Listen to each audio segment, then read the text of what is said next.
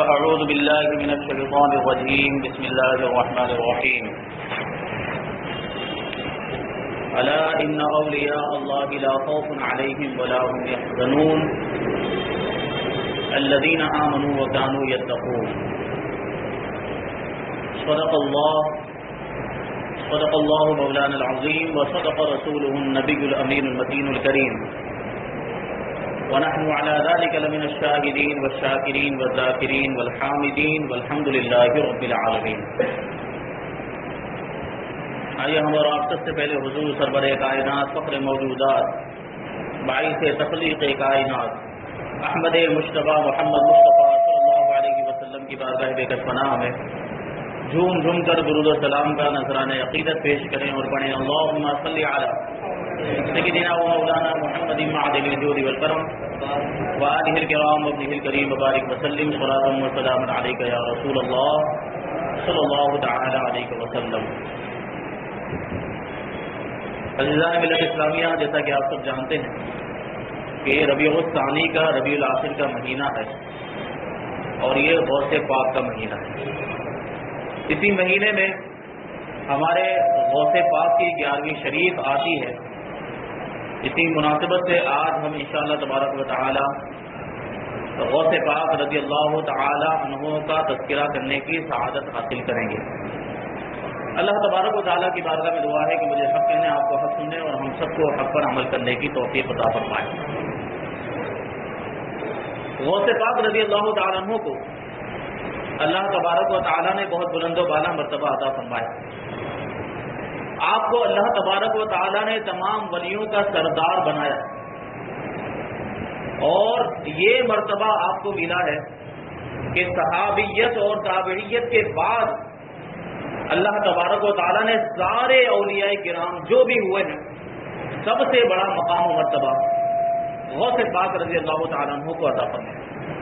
اعلیٰ حضرت رضی اللہ تعالیٰ عنہ اسی کے تعلق سے ارشاد فرماتے ہیں صحابیت ہوئی پھر تابعیت، بس آگے قادری منزل ہے یا غوث. یعنی صحابہ کرام کو تو اللہ تبارک و تعالیٰ نے وہ شان اور وہ شرف عطا کیا، ایک چیز ایسی ان کو ملی ہے یعنی اللہ کے رسول صلی اللہ علیہ وسلم کا دیدار اپنے ماتھے کی آنکھوں سے کرنا. یہ ایسی فضیلت صحابہ کرام کو ملی کہ جس میں ان کا مقابلہ دنیا کا کوئی بھی انسان نہیں کر سکتا. تو صحابہ کے مرتبے تک تو کوئی ولی کتنے بھی بڑے مرتبے کا کیوں نہ ہو جائے وہ صحابی کے مرتبے تک نہیں پہنچ سکتا. اور تابعین کو یہ فضیلت ملی ہے کہ انہوں نے صحابہ کا دیدار کیا ہے، انہوں نے صحابہ کو دیکھا ہے اپنے ماتھے کی آنکھوں سے، تو ان کو بھی ایک مقام و مرتبہ اللہ تبارک و تعالیٰ نے عطا فرمایا. تو صحابیت اور تابعیت کے بعد غوث پاک رضی اللہ تعالیٰ عنہ کو اللہ تبارک و تعالیٰ نے سب سے بلند و بالا مقام عطا فرمایا. یہ شان ہے ہمارے غوث پاک رضی اللہ تعالیٰ عنہ کی.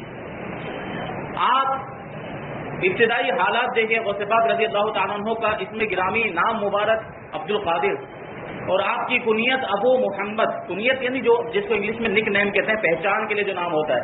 اس میں عربی میں اب لگاتے ہیں یا لگاتے ہیں، تو اس میں اب لگا ہوا یعنی ابو محمد، محمد والا یا محمد کا باپ. تو آپ کے صاحبزادے میں سے کسی کا نام محمد ہو تو اس کے نام کی طرف نسبت کرتے ہوئے ابو لگا کر یہ کنیت رکھی جاتی ہے ابو محمد. اور کبھی نہیں بھی ہوتا تب بھی اس طریقے سے ابو محمد اور ابو اسحاق یا ابو عبداللہ اس طرح کے نام رکھے جاتے ہیں جسے کنیت کہا جاتا ہے. اور غوث پاک رضی اللہ تعالیٰ عنہ کے القاب محی الدین، محبوب سبحانی، غوث سمدانی، غوث الثقلین اور غوث اعظم وغیرہ یہ آپ کے القاب ہیں جن القاب کے ساتھ آپ کو پکارا جاتا ہے اور آپ کی بارگاہ میں استغاثہ پیش کیا جاتا ہے. غوث پاک رضی اللہ تعالیٰ عنہ کی ولادت، آپ کی پیدائش 470 ہجری میں بغداد کے قریب ایک قصبہ جیلان، وہاں پر آپ کی ولادت ہوئی اور آپ کی وفات بغداد شریف کے اندر ہوئی 561 ہجری میں، اور وہیں پر آج آپ کا مزار پاک موجود ہے.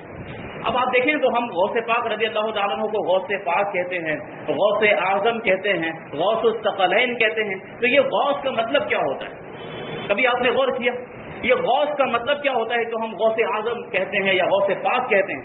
تو غوثیت یہ اولیاء کرام کا ایک مرتبہ ہے، یہ اولیاء کرام کا ایک درجہ ہے.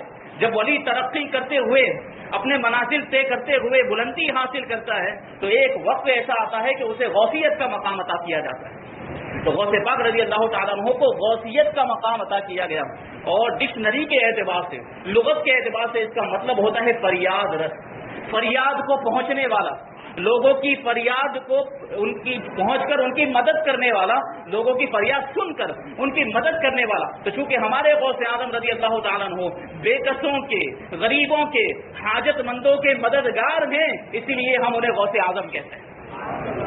اور غوث پاک رضی اللہ تعالیٰ عنہ کو عقیدت مند، ان کے چاہنے والے، ان کے ماننے والے، یعنی سنی صحیح العقیدہ مسلمان پیران پیر دستگیر کے نام سے بھی پکارتے ہیں۔ یہ شان ہے ہمارے غوث پاک کی۔ آپ کا سلسلہ نسب والد ماجد کی طرف سے حضرت امام حسن مجتبی رضی اللہ تعالیٰ عنہ تک پہنچتا ہے، اور والدہ ماجدہ کی طرف سے آپ کا سلسلہ نسب امام حسین رضی اللہ تعالیٰ عنہ تک پہنچتا ہے، یعنی آپ نجیب الطرفین سید ہیں۔ نجیب الطرفین سید وہ ہوتا ہے جو ماں کی طرف سے بھی سید ہو اور والد کی طرف سے بھی سید ہو۔ یہ شان اور یہ فضیلت اللہ تبارک و تعالیٰ نے ہمارے غوث پاک کو عطا فرمائی کہ آپ والدہ کی طرف سے بھی سید ہیں اور والد ماجد کی طرف سے بھی سید ہیں۔ والد ماجد کی طرف سے جو آپ کا شجرہ نسب وہ اس طریقے سے ہے، غوث اعظم سیدنا شیخ عبد القادر جیلانی بغدادی رضی اللہ تعالیٰ عنہ، یہ صاحبزادے ہیں حضرت ابو صالح سید موسیٰ جنگی دوست رضی اللہ تعالیٰ عنہ کے، وہ صاحبزادے ہیں حضرت سید ابو عبداللہ رضی اللہ تعالیٰ عنہ کے، وہ صاحبزادے ہیں سید یحییٰ کے، وہ صاحبزادے ہیں سید داؤد کے، وہ صاحبزادے ہیں سید محمد کے، وہ صاحبزادے ہیں سید داؤد کے، وہ صاحبزادے ہیں سید موسیٰ مثنی کے، وہ صاحبزادے ہیں سید عبداللہ جون کے، وہ صاحبزادے ہیں سید موسیٰ جون کے، وہ صاحبزادے ہیں سید عبداللہ مہد کے، وہ صاحبزادے ہیں حضرت امام حسن مثنی کے، اور وہ صاحبزادے ہیں حضرت سیدنا امام حسن مجتبی رضی اللہ تعالیٰ عنہ کے، اور وہ صاحبزادے ہیں مولا کائنات شیر خدا علی مرتضیٰ رضی اللہ تعالیٰ۔ یہ اس طریقے سے غوث پاک رضی اللہ تعالیٰ عنہ کا سلسلہ نسب امام حسن سے ہوتا ہوا مولا کائنات شیر خدا رضی اللہ تعالیٰ عنہ تک پہنچتا ہے۔ اب یہاں پر ایک بات یاد آ رہی، عرض کرتا ہوں چلوں کہ امام حسن اور امام حسین ظاہر سی بات ہے دونوں شہزادے ہیں حضرت خاتون جنت فاطمہ الزہرا رضی اللہ تعالیٰ عنہا کے، اور اللہ کے رسول صلی اللہ علیہ وسلم کی نسل انہی دونوں شہزادوں سے چلی ہے۔ اور امام حسن مجتبی اور امام حسین امام عالی مقام رضی اللہ تعالیٰ عنہما کو حضرت اسماعیل علیہ السلام اور حضرت اسحاق علیہ السلام سے ایک خاص نسبت حاصل ہے۔ حضرت اسماعیل اور حضرت اسحاق علیہ السلام یہ حضرت ابراہیم علیہ السلام کے دو شہزادے تھے۔ اب آپ غور کریں تو حضرت ابراہیم علیہ السلام کے بعد جتنے بھی انبیاء کرام ہوئے، بہت سارے انبیاء کرام ہوئے، ان میں سے اکثر جو انبیاء کرام ہیں وہ حضرت اسحاق علیہ السلام کے اولاد میں۔ حضرت ابراہیم کے بعد جو انبیاء کرام ہوئے ہیں وہ اکثر و بیشتر حضرت اسحاق علیہ السلام کی اولاد میں ہوئے، اور حضرت اسماعیل علیہ السلام کی اولاد میں کوئی نبی اس طریقے سے نہیں ہوا، لیکن اللہ تبارک و تعالیٰ نے حضرت اسماعیل علیہ السلام کی اولاد میں ایک نبی ایسا عطا فرمایا جو سارے نبیوں کا سردار ہے، جو سارے رسولوں کا سردار ہے، بلکہ وہ ساری مخلوق کا سردار ہے، وہ ہیں ہمارے آقا حضور رحمت عالم صلی اللہ علیہ وسلم، کہ اللہ تبارک و تعالیٰ نے آپ کو حضرت اسماعیل علیہ السلام کی اولاد میں پیدا کیا، اور اس طریقے سے حضرت اسماعیل علیہ السلام کا پلہ حضرت اسحاق علیہ السلام کے پلے سے بھاری ہو گیا، کیونکہ آپ ساری مخلوق میں سب سے افضل ہے۔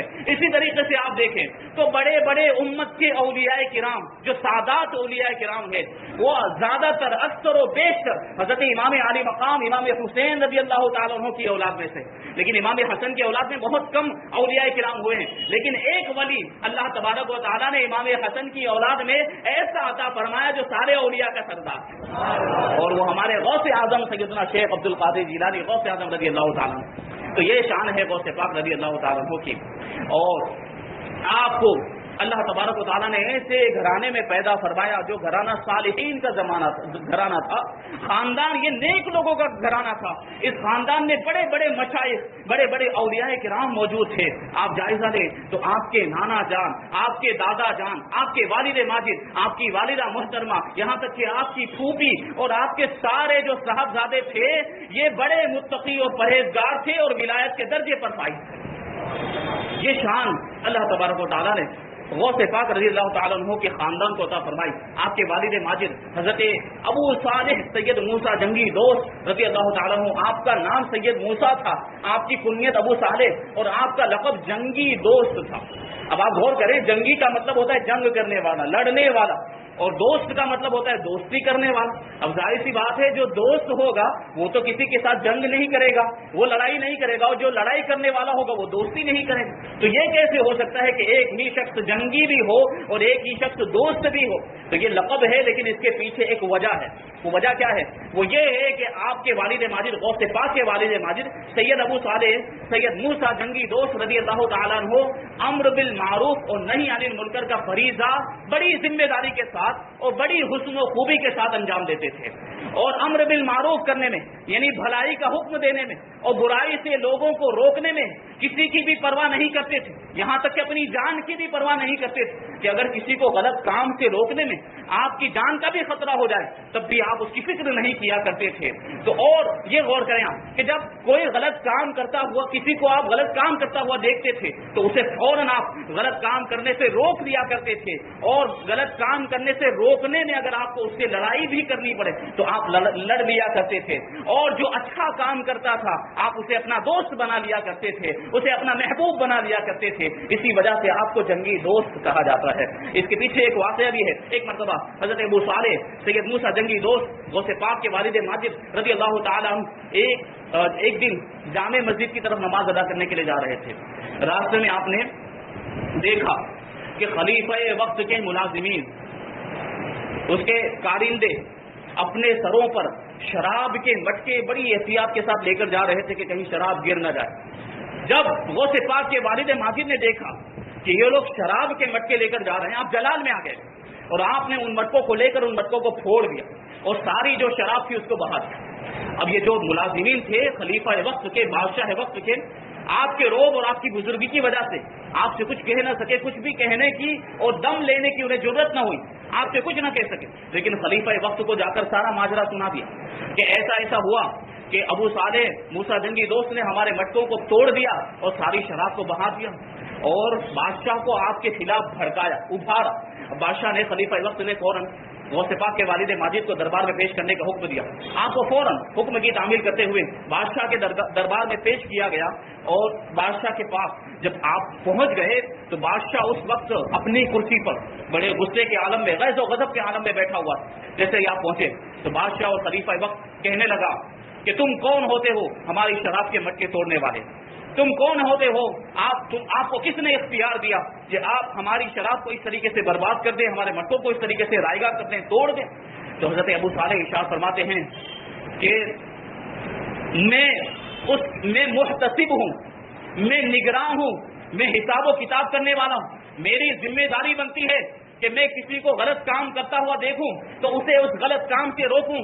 میں نے اپنے فرض کو ادا کیا, اپنے فرض منصبی کو ادا کیا ہے, اپنی ذمہ داری کو ادا کیا ہے. میں محتسب ہوں. یہ محتسب ایک عہدہ ہوا کرتا تھا اس زمانے میں, حساب و کتاب اور نگرانی کرنے کا یہ عہدہ ہوا کرتا تھا. تو خلیفہ وقت کہنے لگا کہ تم کس کے حکم سے محتسب مقرر ہوئے ہو, تم کس کے حکم سے نگراں مقرر ہوئے ہو؟ تو حضرت ابو صالح نے انتہائی پرروب لہجے میں ارشاد فرمایا کہ اس کے حکم سے محتسب بنا ہوں جس کے حکم سے تم حکومت کر رہے.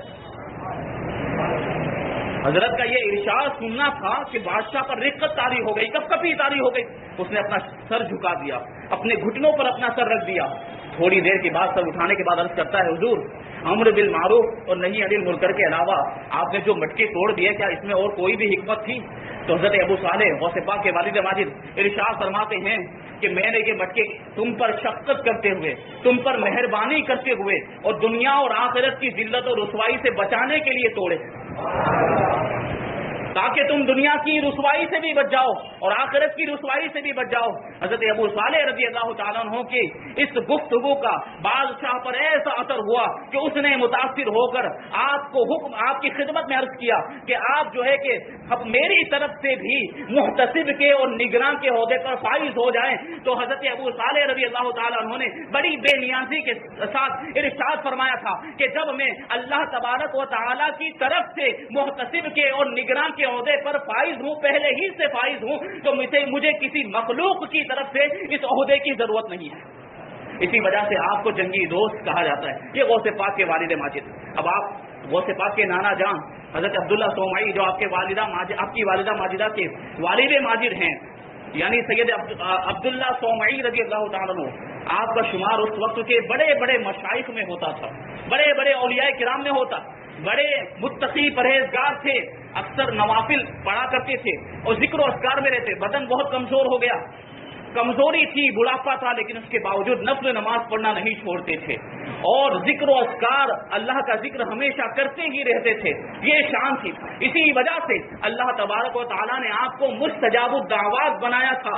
مستجاب الدعوات کا مطلب یہ ہوتا ہے کہ آپ جو بھی دعا کرتے تھے اللہ تبارک و تعالیٰ اس دعا کو قبول فرما لیا کرتا۔ آپ اگر کسی سے ناراض ہو جاتے تو اللہ تبارک و تعالیٰ اس سے بدلہ لیتا تھا، اور جب آپ کسی سے خوش ہوتے تو اللہ تبارک و تعالیٰ اس پر انعام و اکرام فرما دیا کرتا تھا۔ آپ کی شان یہ تھی، غوث پاک کے نانا جان کی شان حضرت عبداللہ سومعی رضی اللہ تعالیٰ عنہ کی، کہ آپ آنے والے واقعات کی خبر پہلے ہی دے دیا کرتے تھے، اور جس طریقے سے آپ نے خبر کی ہوتی وہ واقعات اسی طریقے سے رونما ہوتے تھے۔ یہ اولیاء کرام کے علم غیب کا عالم ہے، جو رسول اللہ کے غلام ہیں تو ان کے آقا کے علم غیب کا عالم کیا ہوگا۔ آج جو ہے بدبخت بے وقوف قسم کے احمق لوگ حضور صلی اللہ علیہ وسلم کے علم غیب کا انکار کرتے ہیں، انہیں اولیاء کرام کے واقعات کو پڑھنا چاہیے اور اس سے عبرت حاصل کرنی چاہیے کہ جب ان کے غلاموں کے علم غیب کا یہ عالم ہے تو جو ان کے آقا ہیں حضور رحمت عالم، ان کے علم غیب کا عالم کیا ہوگا۔ یہ غوث پاک رضی اللہ تعالیٰ عنہ کے نانا جان، ان کی یہ شان تھی۔ پھر آپ دیکھیں غوث پاک رضی اللہ تعالیٰ عنہ کی بیویاں بڑی نیک سیرت بیویاں تھیں، اور اللہ تبارک و تعالیٰ نے غوث پاک کے صدقے میں آپ کی بیویوں کو بھی ولایت کا درجہ عطا فرمایا۔ حضرت شیخ شہاب الدین سہروردی رضی اللہ تعالیٰ عنہ اپنی مشہور زمانہ کتاب عوارف المعارف کے اندر لکھتے ہیں کہ ایک مرتبہ ایک شخص نے غوث پاک رضی اللہ تعالیٰ عنہ سے پوچھا کہ آپ نے نکاح کیوں کیا؟ تو غوث پاک رضی اللہ تعالیٰ عنہ نے ارشاد فرمایا کہ پہلے میں شادی نہیں کرنا چاہتا تھا کہ اس سے میرے دوسرے کاموں میں خلل واقع ہوگا، عبادت اور ریاضت میں خلل واقع ہوگا، اللہ تبارک و تعالیٰ کی عبادت صحیح طریقے سے نہیں ہو پائے گی اگر میں نکاح کر لوں گا۔ لیکن ایک مرتبہ مجھے اللہ کے رسول صلی اللہ علیہ وسلم نے حکم دیا کہ عبد القادر تم نکاح کر لو کہ اللہ کے یہاں ہر کام کا ایک وقت مقرر ہے، اور پھر جب یہ وقت آیا تو اللہ تبارک و تعالیٰ نے مجھے 4 بیویاں عطا فرمائی، اور ان بیویوں کا عالم یہ ہے کہ وہ مجھ سے کمال درجے کی محبت کرتی ہیں۔ یہ غوث پاک رضی اللہ تعالیٰ عنہ کی بیویاں، آپ کو غوث پاک کی بیویوں کو اللہ تبارک و تعالیٰ نے غوث پاک کے صدقے میں ولایت کا درجہ عطا فرمایا تھا، اور غوث پاک کے روحانی کمالات سے وہ بھی فیضیاب ہوئی تھی، اور انہیں بھی اللہ تبارک و تعالیٰ نے کرامت اور شرافت عطا فرمائی تھی۔ غوث پاک کے ایک صاحبزادے حضرت شیخ عبد الجبار رضی اللہ تعالیٰ عنہ اپنی والدہ ماجدہ یعنی غوث پاک کی بیوی، ان کے تعلق سے یہ لکھتے ہیں، تحریر کرتے ہیں کہ میری والدہ ماجدہ جب کسی تاریک گھر میں چلی جاتی، جب کسی ایسے گھر میں چلی جاتی جہاں پر اندھیرا ہوتا تو وہاں چراغ کی طرح روشنی ہو جاتی تھی۔ ایک مرتبہ میری والدہ ماجدہ کسی ایسے ہی گھر میں گئی تھی اور روشنی ہو گئی، چراغ کی طرح روشنی ہو گئی، تو غوث پاک رضی اللہ تعالیٰ عنہ بھی وہاں تشریف لیا۔ جیسے ہی غوث پاک رضی اللہ تعالیٰ عنہ کی نظر اس روشنی پر پڑی، وہ روشنی فوراً غائب ہو گئی اور وہ روشنی ختم ہو گئی۔ غوث پاک رضی اللہ تعالیٰ عنہ نے ارشاد فرمایا کہ یہ روشنی یہ شیطان کی طرف سے تھی، اور شیطان تمہاری خدمت کر رہا تھا، تو اس روشنی کو میں نے ختم کر دیا۔ مجھے یہ گوارا نہیں تھا کہ شیطان کسی طریقے سے تمہاری خدمت کرے، اس لیے میں نے اس روشنی کو ختم کر دیا، اور اب ہم اس شیطانی نور کو رحمانی نور میں تبدیل کر دیتے ہیں، اور وہ نور رحمانی نور میں تبدیل ہو گیا۔ آپ کے صاحبزادے ارشاد فرماتے ہیں اس کے بعد میری والدہ محترمہ جس بھی اندھیرے گھر میں جاتی تو وہاں ایسا نور پھیل جاتا جو چاند کی روشنی کی طرح ہوتا تھا۔ پہلے کون سی روشنی؟ پہلے چراغ کی روشنی کی طرح ہوتا تھا، لیکن جب غوث پاک نے توجہ فرمائی تو وہ نور اور وہ روشنی اب چاند کی روشنی کی طرح ہو گیا۔ یہ غوث پاک رضی اللہ تعالیٰ عنہ کی بیویاں، ان کو یہ کمالات حاصل تھے اور ان کو یہ کرامتیں دی گئی تھی کہ وہ اندھیرے گھر میں چلے جائیں تو وہاں روشنی ہو جائے۔ تو غوث پاک کی کرامتوں کا عالم کیا ہوگا، آپ کے مقام و مرتبے کا عالم کیا ہوگا۔ اب آپ دیکھیں، میں نے عرض کیا تھا کہ آپ کے خاندان میں آپ کے پھوپھی جان بھی یہ ولایت کے درجے پر فائز تھی۔ ایک مرتبہ قصبہ جیلان کے اندر قحط پڑ گیا، بارش بند ہو گئی، لوگوں نے نماز استسقاء بھی پڑھی، جو بارش طلب کرنے کے لیے نماز پڑھی جاتی ہے اس کو نماز استسقاء کہا جاتا، لیکن اس کے باوجود بارش نہیں ہوئی، لوگ غوث پاک رضی اللہ تعالیٰ عنہ کی پھوپھی جان حضرت سیدہ ام عائشہ رضی اللہ تعالیٰ عنہ کی بارگاہ میں آئے اور دعا کی درخواست کی کہ آپ دعا کریں کہ اللہ تبارک و تعالیٰ بارش عطا فرمائے. تو آپ کی پھوپھی جان جھاڑو لیتی ہیں اور جھاڑو اٹھانے کے بعد صحن کی طرف آتی ہیں, صحن میں جھاڑو لگا لیتی ہیں. جھاڑو لگانے کے بعد اللہ کی بارگاہ میں ہاتھ اٹھا کے عرض کرتی ہیں, اے میرے پروردگار, جھاڑو لگانا میرا کام تھا, میں نے جھاڑو لگا دی ہے, اب اس پر چھڑکاؤ کرنا تیرا کام ہے, تو چھڑکاؤ بھی فرما دے. اتنا رب کی بارگاہ میں عرض کرنا تھا کہ تھوڑی ہی دیر میں آسمان سے ایسی بارش ہوئی جیسے کسی نے مشکیزے کا منہ کھول دیا ہو. وہاں پر جو بھی لوگ آئے تھے اس حالت میں واپس ہوئے کہ سب کے سب بارش میں تربتر ہو گئے تھے, اور غوث پاک رضی اللہ تعالیٰ عنہ کی پھوپھی جان کی دعا کی برکت سے پورا جیلان کا جو قصبہ تھا, پورا جیلان کا جو گاؤں تھا, یہ خوشحال ہو گیا اور ان کی قحط سالی دور ہو گئی. یہ غوث پاک رضی اللہ تعالیٰ عنہ کی پھوپھی جان, ان کا یہ مقام و مرتبہ. غوث پاک رضی اللہ تعالیٰ عنہ کی ولادت سے پہلے آپ کی بشارتیں اللہ کے رسول صلی اللہ علیہ وسلم نے بھی آپ کے آنے کی خوشخبری دی, دیگر اولیاء کرام نے, انبیاء کرام نے بھی. اور یہ اللہ کے نیک بندوں کی خصوصیت ہوتی ہے کہ ان کی پیدائش سے پہلے ہی ان کی خوشخبریاں دی جاتی ہیں, ان کے آنے کے تعلق سے بشارتیں ہوتی ہیں. چنانچہ جس رات کو آپ پیدا ہونے والے تھے اس رات آپ کے والد ماجد حضرت ابو صالح سید موسیٰ جنگی دوست رضی اللہ تعالیٰ عنہ کے خواب میں حضور صلی اللہ علیہ وسلم تشریف آئے. ساتھ میں صحابہ کرام بھی موجود تھے, ائمہ کرام بھی موجود تھے اور اولیاء اعظام بھی موجود تھے. اور اللہ کے رسول صلی اللہ علیہ وسلم نے غوث پاک کو ان الفاظ میں بشارت دی اور خوشخبری دی, غوث پاک کی پیدائش کی اور آپ کی ولادت کی. ارشاد فرمایا, یا ابا صالح اعطاک اللہ ابنا وهو ولی وهو محبوبی ومحبوب اللہ تعالی وسيكون له شان في الاولیاء والاقطاب كشان بین الانبیاء والرسل. کہ اللہ تبارک و تعالی, اے ابو صالح, تم کو ایک ایسا بیٹا عطا فرمانے والا ہے جو بیٹا اللہ کا ولی ہے, وہ میرا محبوب ہے اور اللہ کا محبوب ہے, اور ان قریب اولیاء کرام اور اقطاب اعظام کے درمیان اس کی وہی شان ہوگی جو شان میری انبیاء کرام اور رسولوں کے درمیان ہے. یہ غوث پاک رضی اللہ تعالیٰ عنہ کا مقام و مرتبہ. ان الفاظ میں حضور صلی اللہ علیہ وسلم نے آپ کے والد ماجد کو بشارت دی کہ ان قریب تمہارے یہاں ایک ایسا بیٹا پیدا ہونے والا ہے جو سارے اولیاء کا سردار ہوگا. اور دیگر انبیاء کرام بھی وہاں موجود تھے, انہوں نے بھی غوث پاک کے والد ماجد کو یہ بشارت دی کہ تمام اولیاء کرام تمہارے اس فرزند ارجمند کے مطیع و فرما بردار ہوں گے, اور تمام اولیاء کرام کی گردنوں پر ان کا قدم ہوگا. اسی وجہ سے ایک مرتبہ غوث پاک رضی اللہ تعالیٰ عنہ نے ممبر پر کھڑے ہو کر بغداد شریف میں ارشاد فرمایا تھا اللہ کے رسول کے حکم کے مطابق, قدمی ہذہ علی رقبۃ کل ولی اللہ, کہ میرا یہ قدم تمام اولیاء کرام کی گردنوں پر ہے. اس وقت جتنے بھی اولیاء کرام تھے سب نے اپنی گردنوں کو جھکا دیا تھا اور سب نے کہا تھا کہ ہاں ہماری بھی گردن پہ, ہماری بھی گردن پہ. غریب نواز رضی اللہ تعالیٰ وہ بھی اس وقت موجود تھے, انہوں نے بھی عرض کیا تھا کہ میری بھی گردن پہ, بلکہ میرے دل پر, میرے جگر پر بھی آپ کا قدم ہے. یہ غوث پاک رضی اللہ تعالیٰ عنہ کی شان.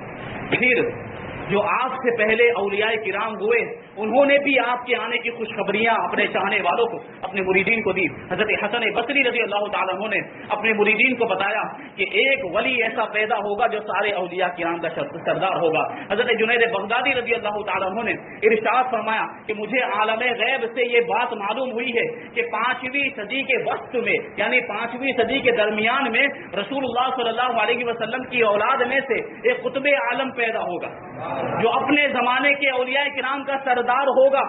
ان کا نام, ان کا جو لقب ہے وہ محی الدین ہوگا, اور ان کا نام عبد القادر ہوگا. وہ غوث اعظم بن کے لوگوں کے سامنے ظاہر ہوگا, اور ان کو حضور اقدس صلی اللہ علیہ وسلم کی اولاد اطہار میں سے جو ائمہ کرام ہیں وہ, اور صحابہ کرام کے علاوہ تمام اولین اور آخرین کے اولیاء کرام اور جو ولیات ہوں گی ان کے تعلق سے یہ کہنے کا حکم دیا جائے گا کہ میرا یہ قدم تمام اولیاء کرام کی گردنوں پر ہے.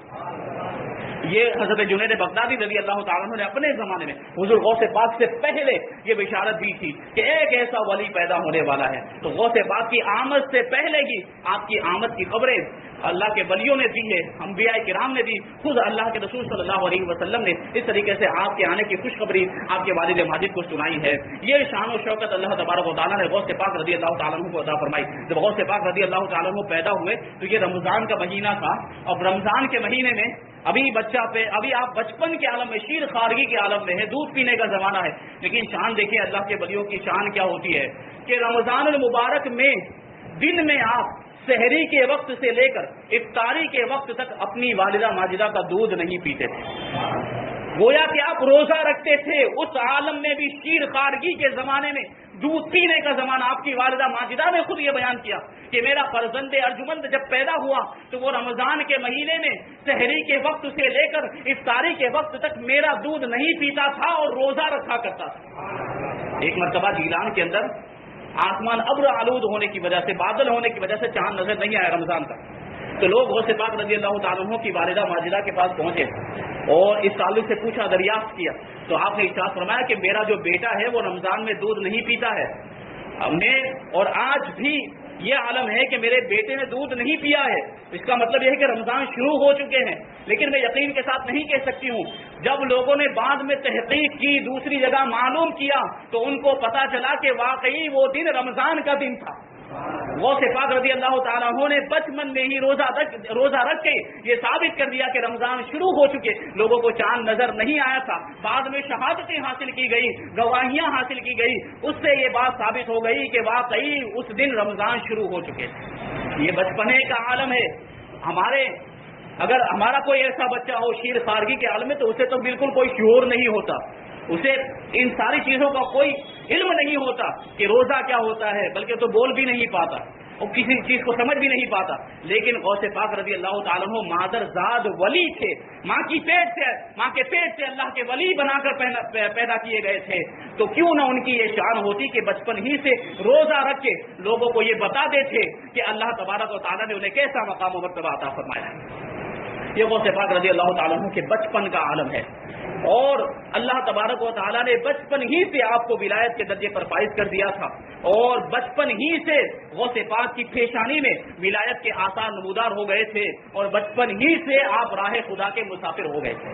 ایک مرتبہ غوث پاک رضی اللہ تعالیٰ عنہ حج کے دنوں میں, حج کے ایام میں جنگل کی طرف گئے. آپ کو جنگل کی طرف جانے کا اتفاق ہوا, تو آپ جنگل میں چل رہے تھے, آپ کے آگے آگے ایک بیل چل رہا تھا. تو آپ جا رہے ہیں اور بیل آپ کے آگے آگے چل رہا ہے. اچانک وہ بیل مڑا, جانور وہ اچانک مڑا, غوث پاک کی طرف متوجہ ہو کر کہنے لگا.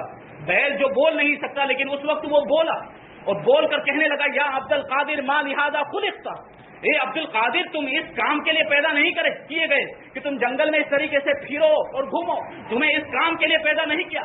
غوث پاک کہتے ہیں میں گھبرا گیا کہ یہ ایک جانور ہے, اس میں بولنے کی طاقت نہیں ہوتی اور یہ بول رہا ہے, اس میں قوت گویائی آ گئی, اور بولنے کے بعد یہ کہہ رہا ہے کہ اے عبد القادر تم اس کام کے لیے پیدا نہیں کیے گئے. میں وہاں سے بھاگا, اپنے گھر آیا, اپنے گھر کی چھت پہ چڑھ گیا. اپنی گھر کے چھت پہ چڑھ کر میں کیا دیکھتا ہوں کہ میدان عرفات میں لوگ کھڑے ہوئے ہیں, حاجی کھڑے ہوئے ہیں.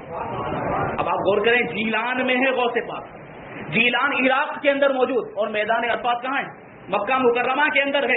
یہ بچپن کا عالم ہے کہ جیلان میں رہ کر غوث پاک کی نگاہ میں اللہ تبارک و تعالیٰ نے وہ طاقت عطا فرمائی کہ جیلان نے اپنے مکان کی چھت سے مکہ مکرمہ میں جو میدان عرفات ہے وہاں پر جو حاجی کھڑے ہوئے تھے ان کو غوث پاک نے اپنی نگاہوں سے ملاحظہ کر لیا بچپن کے ایام.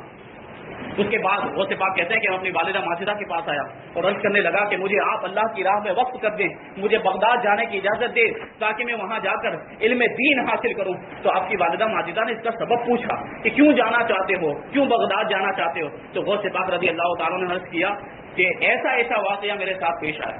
جنگل کا جو پورا واقعہ تھا بیل والا, وہ آپ نے اپنی والدہ ماجدہ کے سامنے بیان کیا. جیسے ہی بیان کیا آپ کی والدہ ماجدہ کی آنکھوں سے آنسو جاری ہوئے. آپ سمجھ گئے کہ یہ بچہ کوئی معمولی بچہ نہیں ہے, یہ بچہ اللہ کا ولی ہے. اور اندر گئی, اندر سے 80 دینار لے کر آئی جو آپ کے والد ماجد کی وراثت تھی. وہ 80 دینار آپ لے کر آپ غوث پاک کے سامنے رکھیں. غوث پاک رضی اللہ تعالیٰ عنہ نے 80 دینار میں سے 40 دینار اٹھا لیے اور 40 دینار اپنے بڑے بھائی سید ابو احمد رضی اللہ تعالیٰ عنہ کے لیے رکھی, کیونکہ آدھا حصہ ان کا تھا تو آپ نے اپنا حصہ لے لیا. آپ کی والدہ ماجدہ نے آپ کو بغداد جانے کی اجازت دے دی, لیکن جاتے وقت آپ کو ہمیشہ سچ بولنے اور سچائی کا دامن کبھی نہ چھوڑنے کی وصیت فرمائی کہ کبھی سچائی کا دامن مت چھوڑنا. آپ کی والدہ ماجدہ آپ کو رخصت کرنے کے لیے شہر کے باہر تک, جیلان کے باہر تک آپ کو چھوڑنے کے لیے آئیں, اور آخر میں جاتے وقت ایک جملہ کہا تھا, اگر ہم کہیں جا رہے ہوں اور ہماری والدہ ایسی بات کہیں تو ہم جانا ترک کر دیں گے, سفر کو چھوڑ دیں گے, لیکن غوث پاک کی استقامت کو دیکھیں. آپ کی والدہ ماجدہ نے آپ کو رخصت کرتے ہوئے کہا تھا کہ بیٹا اب مجھے تمہارا چہرہ قیامت کے دن ہی دیکھنا نصیب ہوگا. اس کا سیدھا مطلب یہ تھا کہ بیٹا جب تم واپس آؤ گے تو میرا انتقال ہو چکا ہوگا, میں ظاہری طور پر اس دنیا سے چلی جاؤں گی. اب کیسے دل پر پتھر رکھ کے غوث پاک جو ہے بغداد کی طرف گئے ہوں گے. کس لیے گئے تھے؟ صرف اور صرف اللہ کے دین کی خاطر گئے تھے, دین کا علم حاصل کرنے کے لیے گئے تھے, دین کی تعلیم حاصل کرنے کے لیے گئے تھے. یہ غوث پاک کی شان ہے.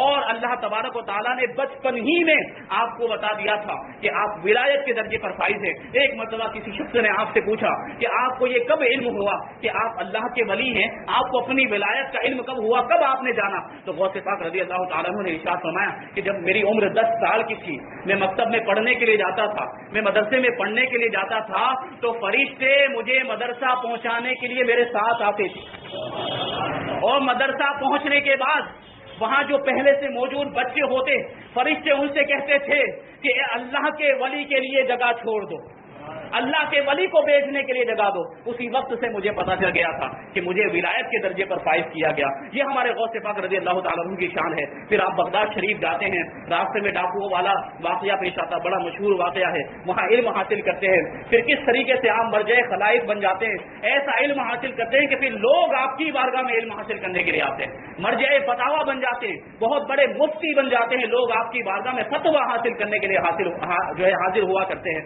یہ شان و شوکت اور یہ مقام و مرتبہ, یہ سارے فضائل ہمارے غوث پاک رضی اللہ تعالیٰ عنہ کو اللہ تبارک و تعالیٰ نے عطا فرمائے. اللہ تبارک و تعالیٰ کی بارگاہ میں دعا ہے کہ ہمیں آپ کو, ہم سب کو غوث پاک رضی اللہ تعالیٰ عنہ کے نقش قدم پر چلنے کی توفیق عطا فرمائے, اولیاء کرام سے محبت کرنے کی توفیق عطا فرمائے, اپنی نسلوں میں اولیاء کرام کی محبت منتقل کرنے کی توفیق عطا فرمائے, ہمارے ایمان کی بھی سلامتی عطا فرمائے اور ہماری نسلوں کے ایمان کی بھی سلامتی عطا فرمائے. وما علینا الا البلاغ. السلام علیکم.